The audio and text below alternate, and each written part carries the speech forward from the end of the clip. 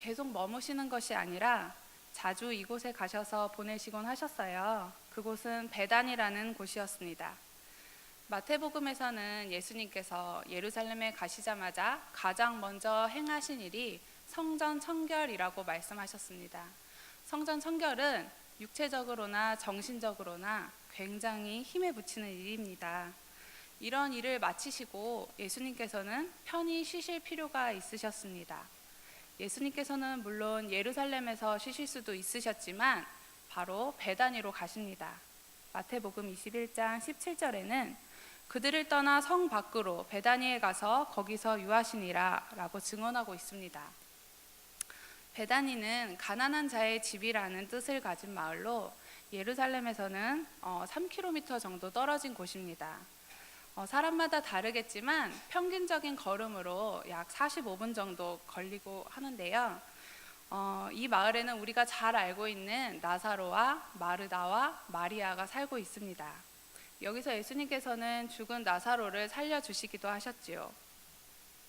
나사로가 처음 죽었을 때에 예수님께서 눈물을 흘리시기까지 한 장소가 바로 베단인데요. 이곳은 예수님의 감정을 숨기실 필요가 없을 정도로 아주 편안하고 안정감이 있고 예수님과는 친밀한 관계에 있는 사람들로 가득한 곳이었습니다. 바로 이곳에서 예수님을 위한 잔치가 벌어졌습니다. 역시나 마르다는 열심히 일을 하고 있었고 부활한 나사로는 예수님 곁에 함께 앉아 있었습니다. 그런데 그 순간 그곳에 있었던 모든 사람들의 시선이 바로 한 여인에게 집중이 됩니다. 우리 오늘 본문 3절 말씀입니다. 마리아는 지극히 비싼 향유 곧 순전한 나드 한 근을 가져다가 예수의 발에 붓고 자기 머리털로 그의 발을 닦으니 향유 냄새가 집에 가득하더라. 그녀의 행동은 사람들이 보기에 이상했습니다. 왜 이상했을까요? 식사 중에 잔치 한가운데 향유를 부었기 때문이었을까요? 아니면 향유를 발에 부었기 때문이었을까요? 물론 이런 것들도 자연스러운 행동은 아니었습니다. 식사 중에 향유를 붓는 것도 자연스럽지 않았고 향유를 발에 붓는 것도 자연스럽지 않았습니다. 보통 향유는 머리에 조금씩 기름으로 바르는 경우가 많았기 때문입니다. 지금 마리아는 약간 부자연스러운 상황을 만들고 있습니다. 하지만 사람들이 그녀를 이상하게 본 가장 큰 이유는 타이밍의 문제가 아니었습니다. 향유를 바르는 위치나 향유를 언제 바르는지가 문제가 되지 않았습니다. 그들의 심기를 건드린 이유는 다름 아닌 그녀가 깨트린 향유가 지극히 비싼 향유였기 때문입니다. 우리는 이 향유가 얼마나 지극히 비싼지 간접적으로 계산할 수가 있습니다. 5절에 이 향유는 이 향유의 가치가 구체적으로 매겨지는데 300데나리온이라고 언급이 됩니다. 이 향유의 값이 얼마인지 지금의 개념으로 환산해 볼 수 있을 것 같습니다. 데나리온은 그 당시 하루 일하고 받는 임금이라고들 합니다. 이것을 기준으로 우리 주일과 명절을 쉰다고 하면 약 300일 정도, 1년을 꼬박 일하고 한 푼도 쓰지 않은 채 모은 돈입니다. 하지만 사람이 그렇게 돈을 모을 수는 없습니다. 우리가 살아가는데 반드시 필요한 의식주에 관한 소비가 있어야 하기 때문이죠. 아마도 이 여인은 몇 년 동안 이 향유를 사기 위해 계속 모았을 것입니다. 약 구체적으로 하루 임금을 7만 원으로 계산을 하면 300데나리온은 2,100만 원이라는 정말 어마어마하게 비싼, 지극히 비싼 향유였던 것입니다. 이 마리아가 300데나리온의 가치의 향유를 소유할 수 있는 방법 3가지를 생각해 봤습니다. 하나는 정말 열심히 일해서 300데나리온을 모아 향유를 사는 방법이 있을 것입니다. 이것은 좀 전에 저희가 계산해 보았지만 아주 오랜 시간이 걸리는 방법입니다. 두 번째 방법은 마리아가 부잣집의 딸이어서 부모님께 유산으로 물려받았을 가능성을 생각해 볼 수 있습니다. 그런데 이 가설은 가능성이 좀 떨어집니다. 그곳은 마리아가 살고 있는 곳은 베다니이고 그곳은 가난한 자들의 집이라는 곳입니다. 이제 마지막 한 가지 방법이 있는데요. 사실 이 방법이 그 당시 이스라엘 여자들이 보편적으로 향유를 모았던 방법이라고 합니다. 이스라엘에서는 여자아이가 태어나면 그 부모님이 향유를 모으기 시작하십니다. 모을 수 있을 때마다 한 방울, 두 방울 이렇게 모은 향유가 이 아이가 어느 정도 자라서 스스로 모을 수 있을 때가 되면 그때부터는 그 아이가 스스로 모으기 시작합니다. 그리고 이 모은 향유는 결혼할 때 사용합니다. 정말 소중한 향유죠. 한 번에 향유를 구매하든 조금씩 향유를 모으든 지금 그녀가 예수님께 부은 향유는 정말 소중한 향유임에는 틀림이 없습니다. 아주 오랜 시간 동안 그녀의 인생을 통해 그녀의 인생을 위해 준비된 향유이기 때문입니다. 그런데 지금 그녀는 이 향유의 병을 깨트려 예수님의 발에 붓는 것입니다. 그 병이 깨지는 순간 그녀의 과거의 노력, 현재와 미래의 소망은 향기와 함께 사라져 버리고 맙니다. 그 잠깐의 향기는 좋지만 이제 그녀는 보장받지 못하는 삶을 살아가야 하는 상황에 놓이게 되는 것입니다. 이것을 본 가룟 유다는 다음과 같이 말합니다. 제자 중 하나로서 예수를 잡아줄 가룟 유다가 말하되 이 향유를 어찌하여 300데나리온에 팔아 가난한 자들에게 주지 아니하였느냐 하니 어찌하여 낭비하는가? 그것을 부어 낭비하느니 버리느니 차라리 가난한 자들을 도우면 더 좋을 텐데 이렇게 말하는 것입니다. 돈으로 바꿔서 배단위 사람들을 도울 수 있었을 텐데 왜 저런 바보 같은 행동을 하는 거지? 우리는 베다니가 가난한 사람들의 집이라는 뜻을 기억해야 합니다. 아마도 그곳 사람들은 가난으로 고통을 받는 곳이었던 것 같습니다. 그래서 그녀의 낭비를 책망합니다. 가난한 사람들에게 줄 수 있었는데 지금 무엇을 하고 있느냐? 라며 그녀를 책망하기 시작합니다. 다른 사람도 아닌 예수님을 팔 생각으로 가득한 가룟 유다가 이런 말을 하는 것입니다. 그런데 이 생각이 가룟 유다의 생각이었을까요? 가룟 유다만의 생각이었을까요? 그렇지 않다는 것을 알 수 있습니다. 오늘 이야기는 다른 복음서에도 기록되어 있는데 마태복음은 다음과 같이 말하고 있습니다. 제자들이 보고 분개하여 이르되 무슨 의도로 이것을 허비하느냐? 이것을 비싼 값에 팔아 가난한 자들에게 줄 수 있었겠도다 하거늘. 마태복음은 분명히 말합니다. 제자들이 보고 분노하였다고 분명히 말합니다. 그들은 이 여인에게 다음과 같이 말합니다. 무슨 의도냐? 이것을 왜 허비하느냐? 라고 하는 것입니다. 그들은 이 여인이 다른 의도가 있다고 생각합니다. 단지 가장 소중한 향유를 예수님께 드린 이 여인에게 하는 말이 고작 이것뿐이었습니다. 그리고 또 같은 말을 합니다. 비싼 값에 팔아 가난한 자들에게 줄 수 있었을 텐데. 그런데 또 과연 제자들 뿐일까요? 마가복음에선 이렇게 말합니다. 어떤 사람들이 화를 내어 서로 말하되 어찌하여 이 향유를 허비하는가? 그곳에 있었던 대부분 거의 모든 사람들은 같은 생각이었음을 우리는 확인할 수 있습니다. 가룟 유다, 제자들 그리고 대부분의 사람들은 이 두 문장으로 정리됩니다. 이건 낭비 아닌가? 차라리 가난한 사람들을 도와주지. 그런데 우리가 우리의 마음을 감찰하시는 하나님 앞에서 솔직히 말씀드릴 때 이런 책망과 분개가 우리에게도 있진 않은지 생각해 봐야 하는 것입니다. 과연 제자들이 비상식적이고 이상한 생각을 한 것일까요?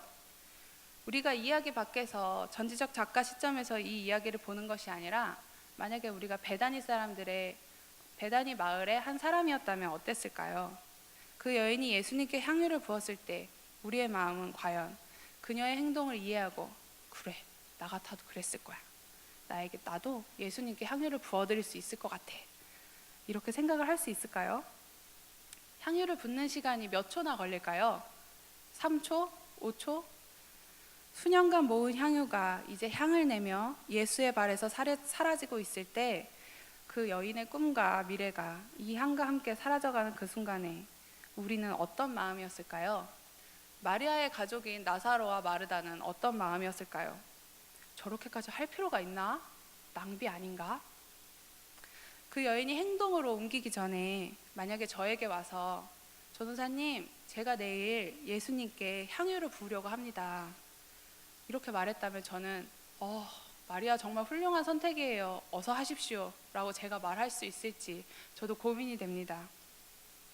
어쩌면 제가 마리아 다시 한번 생각해 보세요. 꼭 그렇게 해야만 예수님께서 기뻐하시는 건 아니지 않을까요?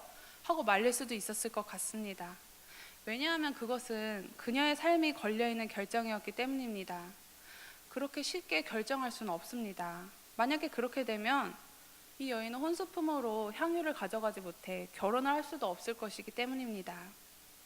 그런데 그녀는 그렇게 귀한 향유를 예수님의 발에 부을 때 주저함도 망설임도 없었습니다. 그냥 깨트려서 단 한 방울도 남기지 않고 예수님께 드린 것입니다. 그녀의 지금까지의 인생을 드렸고 그녀의 현재와 미래를 드린 것입니다. 왜 그랬을까요? 그녀는 예수님을 진정으로 사랑했기 때문이었습니다. 그냥 예수님을 단지 섬기고 싶었습니다. 그래서 그가 가지고 있는 가장 소중한 것을 예수님께 드립니다. 그래서 향유를 머리에 조금만 발라도 될 것을 사랑의 감정에 북받쳐서 향유를 모두 예수님의 발에 쏟아 부었습니다. 사랑은 허비하게 하는 특징이 있습니다. 주고 그래도 또 주고 싶은 것이 사랑입니다. 예수님께 받은 은혜가 너무도 감사해서 그 감격에 이 여인은 예수님께로부터 받은 사랑과 은혜를 다시 돌려드린 것입니다. 반면 우리 예수님의 제자들은 이 여자의 행동을 무의미한 허비로 생각했습니다. 그들이 정말 예수님을 사랑했다면 이 여인의 행동을 이해했어야 합니다. 그런데 그들은 그러지 못했습니다. 오히려 과도한 낭비라고만 생각하고 분노와 책망을 이 여인에게 보냈습니다. 그리고 이들의 핑계는 가난한 자들이었습니다. 그런데 이들의 책망과 분노가 정직하지 못했음을 말씀은 오늘 적나라하게 드러내고 있습니다. 오늘 본문의 6절입니다. 이렇게 말함은 가난한 자들을 생각함이 아니오 그는 도둑이라 돈계를 맞고 거기 넣는 것을 훔쳐가밀어라. 가룟 유다는 사꾼 목자처럼 양들을 돌보는 일에는 아무런 관심이 없었습니다. 그는 예수와 사도 일행의 회계 담당자여서 돈계를 맡고 있었기 때문에 만일 마리아가 그 향유를 그대로 예수께 드린다면 자기가 나중에 그것을 현금으로 바꿔서 착복할 수 있을 것이라는 기대 속에서 이런 말을 했을 것입니다. 그리고 이 생각은 정도의 차이만 있었지 그곳에 있었던 대부분의 제자들과 모든 사람들이 했던 것입니다. 그들은 가난한 자들도 사랑하지 않았고 예수님은 더더욱 사랑하지 않았습니다. 그들에게는 욕심만 있었을 뿐이었습니다. 다만 지극히 비싼 그 향유가 아까웠을 뿐입니다. 마리아의 행동을 보고 난 뒤 예수님의 최종 결론은 다음과 같았습니다. 가난한 자들은 항상 너희와 함께 있거니와 나는 항상 있지 아니하리라. 여기서 강조점이 어디 있을까요? 물론 가난한 자들은 항상 우리 주변에 있을 것이라고 신명기 15장 11절에 말씀하고 계십니다. 땅에는 언제든지 가난한 자가 그치지 아니하겠으므로 내가 내게 명령하여 이르노니 너는 반드시 내 땅 안에 있는 내 형제 중 곤란한 자와 궁핍한 자에게 내 손을 펼지니라. 하지만 여기서 강조하는 것은 뒷부분입니다. 우리는 물론 우리의 이웃을 사랑해야 합니다. 그들에게 도움의 손길을 펼쳐야 합니다. 이것은 하나님의 명령입니다. 하지만 그것이 하나님을 사랑하는 것에 핑계가 되어서는 안 됩니다. 우리가 먼저 사랑해야 하는 것은 하나님이고 그로 인해 우리는 이웃을 사랑할 수 있는 것입니다. 하나님에게도 아까운데 이웃에게 아깝지 않을 이유는 전혀 없습니다. 하나님께 드릴 수 있으면 이웃에게도 베풀 수 있습니다. 우리는 때론 낭비 같지만 가장 중요한 것을 하나님께 드리는 삶을 살아야 합니다. 이것이 낭비라면 우리는 이 낭비를 해야만 합니다.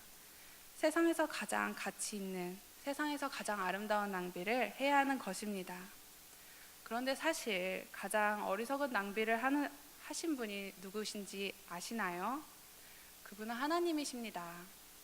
우리와 같은 죄인들을 위해서 하나밖에 없는 아들을 이 땅에 보낸 것이 낭비 아닐까요?